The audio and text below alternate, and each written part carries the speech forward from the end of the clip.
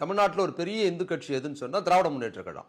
ஏராளமான இந்துக்கள் இருக்கிறாங்க. அந்த தலைவர்கள் எல்லாம் இந்துக்களா இருக்கும்போது அப்ப என்ன பண்றாரு அண்ணா, என்ன பண்றாருன்னா, நாங்க இந்து பெரும்பான்மையா வந்திருக்கிறோம் என்பதனால் நீங்க அச்சம் கொள்ள தேவையில்லை, நான் உங்களுக்கு தோழமையா தான் இருப்போம் என்பதற்கான ஒரு மத நல்லிணக்க அடையாளம் சொல்வதற்காகத்தான் ரம்ஜான், பக்ரீத் வாழ்த்து சொல்றாங்க, கிறிஸ்துமஸ் வாழ்த்து சொல்றாங்க.